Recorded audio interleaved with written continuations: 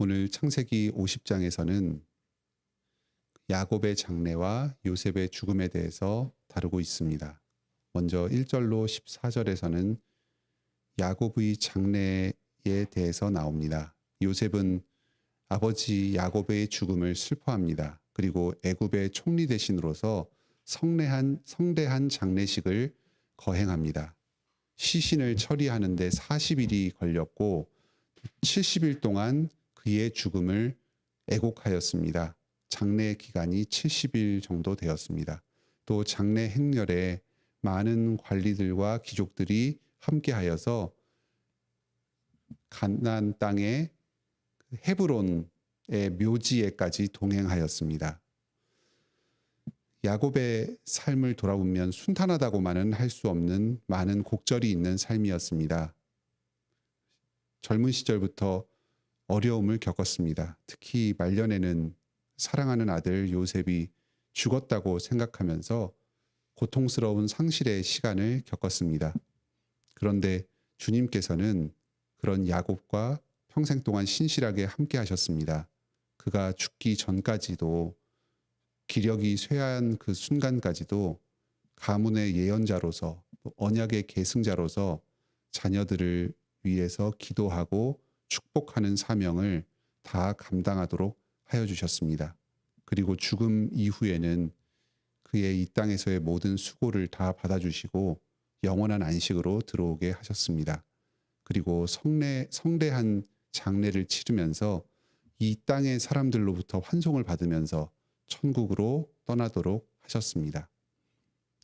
이스라엘 자손들뿐만 아니라 많은 애굽의 사람들까지도 야곱의 죽음을 애도하였습니다. 그리고 그 모습을 보고 가나안에 살던 그 이방인들도 애굽 사람들이 슬퍼한다 하고 칭하게 하셨습니다. 하나님께서 이 아브라함의 후손들이 많은 민족들에게 높임을 받으리라 하고 약속하셨던 그 약속이 이 야곱의 삶을 통해서 요셉의 삶을 통해서 또 그들의 죽음을 통해서 이루어지는 모습을 보여주고 계십니다. 우리의 인생 가운데도 많은 어려움이 있습니다. 때로는 실패한 삶을 산 것처럼 이 땅에서 느껴지는 순간도 있습니다. 하지만 주님께서는 이 우리의 모든 삶을 통해 또 우리의 죽음을 통해서 주님 자신의 뜻을 반드시 이루실 것입니다. 우리를 주님의 뜻을 이루는 종으로, 도구로 사용하여 주실 것입니다. 우리가 노년에까지 주님께서 맡기신 모든 사명을 잘 감당하도록 힘을 주실 것입니다. 또한 죽어서는 영광 가운데 들어가서 주님 품 안에서 영원한 안식을 누리며 살게 하여 주실 것입니다. 15절로 21절에서는 요셉이 형들을 위로하는 내용이 나옵니다. 아버지의 장사를 다 마치고 돌아오니까 형들이 걱정을 합니다. 아버지가 죽었으니까 이제 요셉이 아무것도 거칠 것이 없어서 자기들을 해코지하고 그 자기들이 요셉에게 했던 악행에 대해서 보복할 것이다 두려워합니다. 그래서 요셉에게 무릎을 꿇고 아버지의 이름을 빌려서 복수하지 말 것을 간청합니다. 이때가 가족들이 모두 애굽으로 내려와서 지낸 지 17년째 되는 해입니다.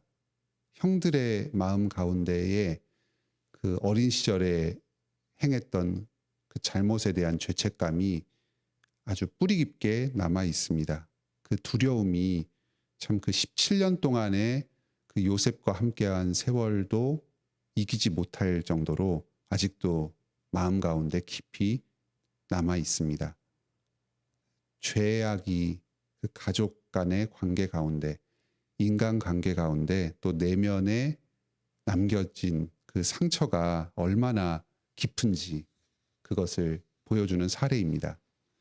요셉은 이런 형들의 말을 듣고 웁니다. 그 울음이 어떤 의미였는지는 본문에는 정확하게 나와 있지는 않습니다. 아직도 과거의 죄에 얽매여서 비참하게 살아가는 그 형들의 모습이 불쌍하게 느껴졌을 수 있습니다. 또는 그 17년 동안이나 신실하게 아버지와 가족들을 공경한 자신의 진심을 몰라주고 계속해서 의심하는 것이 섭섭해서였는지도 모릅니다. 어쨌든 이 말로 다 표현할 수 없는 인간의 그 죄와 그 죄로 인한 비참한 현실이 좀 애통하게 느껴져서 눈물을 흘립니다. 요셉은 슬픈 마음을 추스르고 형들을 다시 위로합니다. 사람의 관점에서 이 문제를 바라보면서 두려워하고 죄책감에 사로잡히는 것이 아니라 하나님의 관점으로 이 모든 일들을 바라보도록 인도합니다. 형들은 비록 죄를 지었지만 하나님께서 그 죄악을 선으로 바꾸시고 구원을 이루셨습니다. 나는 하나님의 은혜 가운데에서 형들을 다 용서하였습니다. 앞으로도 형들과 형들의 자녀들에게 신실하게 사랑을 베풀겠습니다. 하고 설명하면서 약속합니다. 죄가 우리에게 남긴 그 흔적과 그 상처가 참으로 깊기 때문에 이것을 치유하고 회복하는 데에도 많은 시간이 걸립니다. 이렇게 우리가 죄 가운데서 해방되고 회복되려면 계속해서 말씀으로 위로받고 그 말씀을 듣는 것밖에 다른 방법이 없습니다. 요셉도 예언자로서 하나님의 말씀으로 형들을 계속해서 위로하고 있습니다. 자신이 비록 그 범죄로 말미암은 피해자였지만 먼저 은혜 받은 자로서 자신들에게 죄악을 행한 형들에게 이런 말씀을 전하며 위로하는 수고를 신실하게 감당하고 있습니다. 22절로 26절에서는 요셉의 죽음이 나옵니다. 요셉은 스스로 죽으면서 자기 아버지 야곱이 그랬던 것처럼 자신의 시체를 꼭 애굽에서 가지고 가서 가나안 땅에 묻어달라고 유언을 남깁니다. 이것은 장차 이 창세기의 말씀을 계속해서 듣고 묵상하는 그 이스라엘 백성들이 출애굽을 반드시 이루겠다. 그리고 가나안 땅으로 반드시 들어갈 것이다 하는 것을 가르쳐주는 그 예언의 말씀입니다. 나중에 그 모세가 백성들을 이끌고 실제로 출애굽을 할 때에 이 요셉의 시신을 들고 떠납니다. 그 자손들이 이 창세기의 말씀을 잊지 않고 계속해서 기억하면서 이 유언을 이루어 나갑니다. 여호수아는 그 가나안에 도착해서 요셉의 시신을 그 정복이 끝난 뒤에 세겜 땅에 안장합니다. 세겜은 요셉의 둘째 아들이면서 장자의 축복을 받은 그 에프라임에게 속한 땅이었습니다.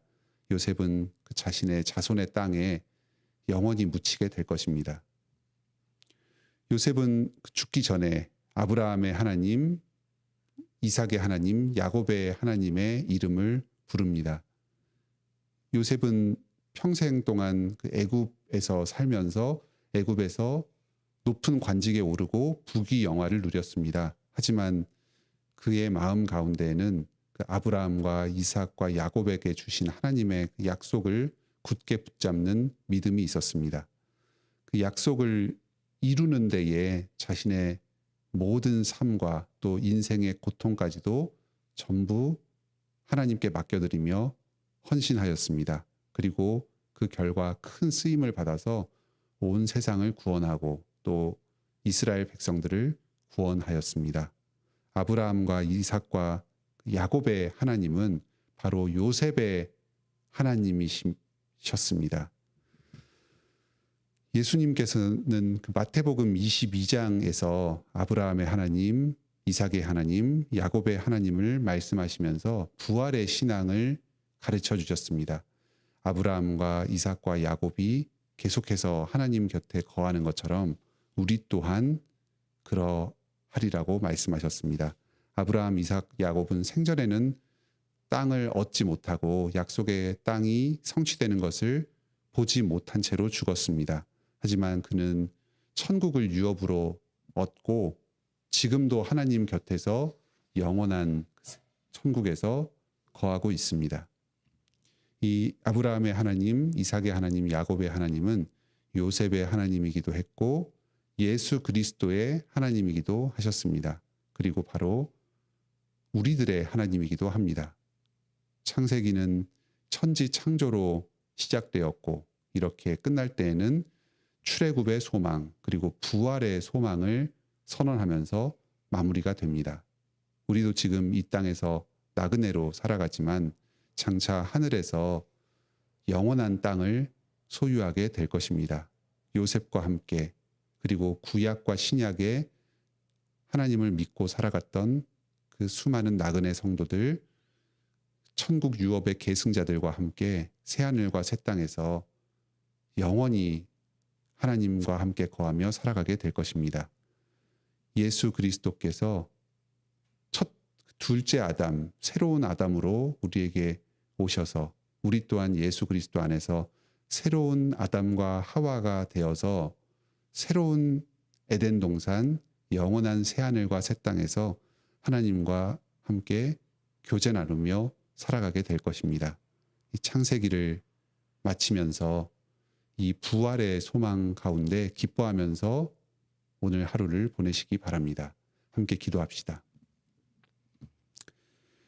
하늘에 계신 우리 아버지, 이 창세기 말씀을 통해서 저희에게 큰 은혜를 베풀어 주시니 감사드립니다.